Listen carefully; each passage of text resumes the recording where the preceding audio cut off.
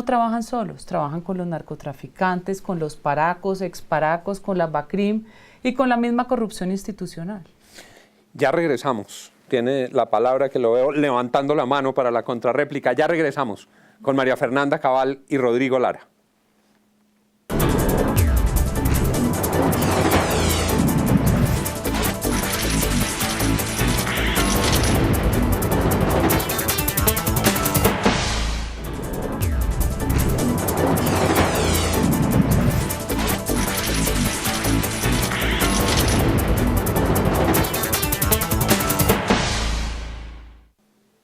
Cuando nos fuimos a comerciales estaba levantando la mano, le iba a replicar a la doctora María Fernanda. No, mire, yo creo que, es decir, ahí se está asumiendo que en un proceso de paz se le tienen que entregar todo a estos delincuentes de las FARC. Yo no creo, yo creo que hay mucha especulación, se magnifica muchísimo algo que todavía no se ha concretado porque es una negociación que no se ha terminado.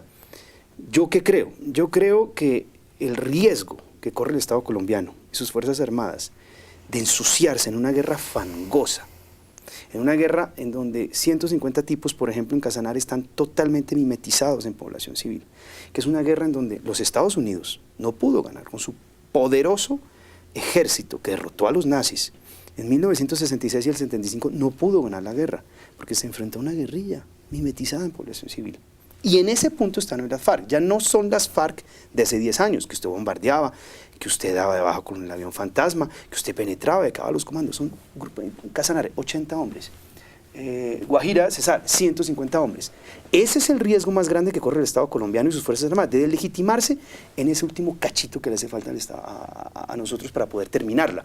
Entonces, yo sí quiero que en esto entendamos la racionalidad y la lógica de esta conversación de paz. Por supuesto que no vamos a entregarle todo eso que dicen, y no le podemos entregar todo eso que dice a un grupo que ha cometido tantos delitos. Lo que queremos es ponerle fin anticipadamente a una guerra que va a desgastar a todo el Estado colombiano, a la sociedad y a sus fuerzas militares. Doctora María Fernanda, hoy el presidente Santos volvió a reunirse con la Comisión Nacional de Paz. ¿Tuvo oportunidad de ver el discurso del presidente Santos? Sí. ¿Qué opinión le merece? Pues me parece que vuelve y repite lo mismo que ha venido diciendo desde su primer mandato hasta ahora. No dice nada distinto, no dice nada nuevo. Esa falta de firmeza frente a las FARC le va a salir muy cara, no solo por la pérdida de credibilidad frente a la opinión, sino porque usted a las FARC no se les regala, no se les entrega, porque las FARC son una organización terrorista con mentalidad revolucionaria y con vocación de poder. No menospreciemos lo que son. A nosotros nos han cambiado ellos la historia y además han redefinido ideas que son falsas. A nosotros nos ponen en la misma condición de asesinos y de salvajes que ellos, como si tuviéramos un fusil debajo de la cama diciendo que el conflicto armado. Ellos ejercen una agresión permanente sobre la población civil, además de la que ejercen sobre la fuerza pública. Pero sobre la población civil, ¿cómo van a decir que es que la culpa siempre es del Estado? O de lo que ha pasado por la pobreza o por cualquier causa que llaman ellos objetivas de la violencia. Mentira, ellos tienen su proyecto desde hace muchos años, liderado por la Internacional Comunista. Que aquí se quiera minimizar, ahí está el Foro de Sao Paulo, destruyendo democracias en América Latina. Ahora tenemos dictaduras democráticas y nosotros todavía creemos que Cuba y Venezuela van a ser las casas donde nosotros podamos construir paz en Colombia. Pero mire, es mucho más peligroso para la estabilidad democrática. La réplica, y le pregunto Sí. también por el discurso del presidente Sí. Santos. Adelante. Perfecto, pero mire, es mucho más peligroso tener un movimiento político desinstitucionalizante, ejemplo, movimiento político de corte chavista, con respaldo armado de una guerrilla, que un movimiento de esa naturaleza sin respaldo armado.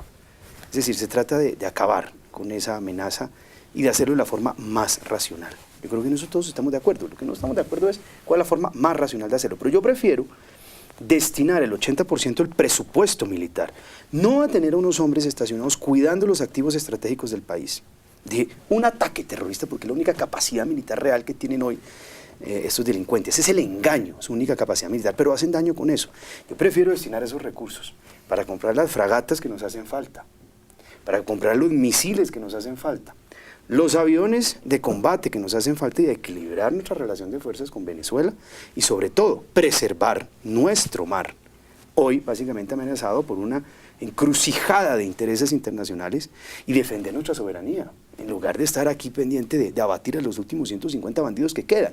Y segundo, gran ventaja que también nos significa poder desmovilizar a estas estructuras delincuenciales, es que usted las desmoviliza y usted erradica las 40.000 hectáreas de coca que hacen falta y que están llenas de minas. Y usted erradica esas 40.000 hectáreas y acaba la razón de ser de Bacrim, etcétera, etcétera. Es que de verdad es llegar a un país a nivel de normalidad y defender nuestros intereses que hoy se ven amenazados por fuerzas externas en lugar de seguir acá arrastrando un conflicto absurdo 15 años más, que es lo que necesitamos para terminarlo.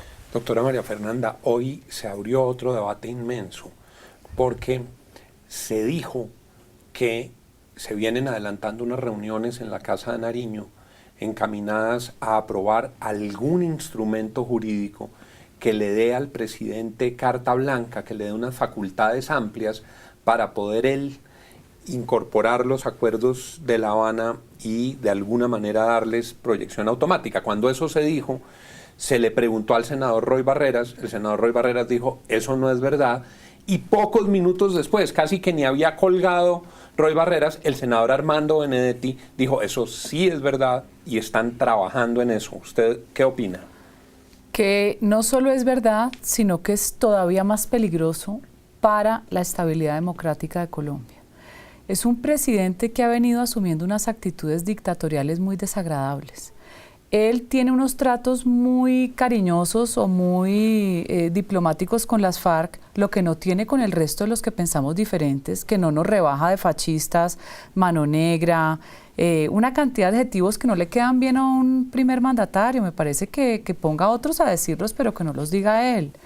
Yo creo que esas leyes habilitantes son iguales a las que hacía Chávez, que era evitar pasar por el Congreso, por la controversia, por la deliberación pública. Es prácticamente darle a él una carta blanca para que haga lo que le dé la gana con el proceso de paz.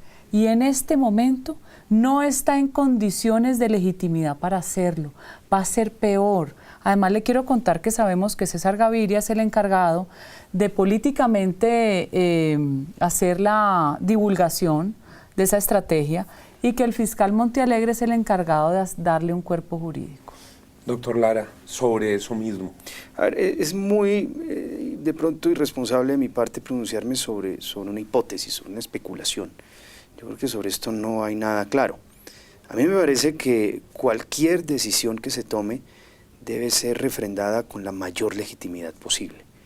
La legitimidad naturalmente la provee el pueblo en sus elecciones, en referendos o a través de sus representantes que son el Congreso de la República. Me parece que son dos máximas que no podemos perder de vista. Deplorablemente se nos acaba el tiempo.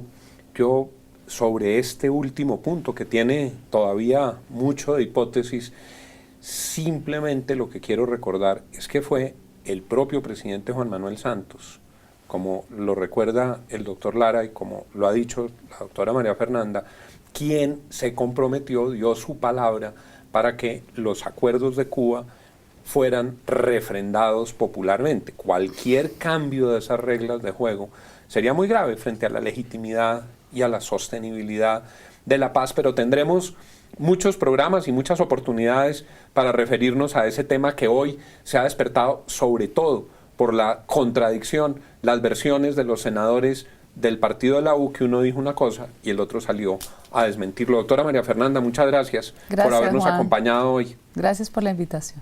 Doctor Lara, muchas gracias. Usted, Juan, muy amable. El país estará muy pendiente de su debate, de la Comisión Primera, lo que va a ocurrir ahí, sobre todo con todos los sectores acompañando esta indagación política, este ejercicio de control político. Muchas gracias por haber estado aquí y a ustedes, muchas gracias por habernos acompañado en este programa. La Universidad Sergio Arboleda presentó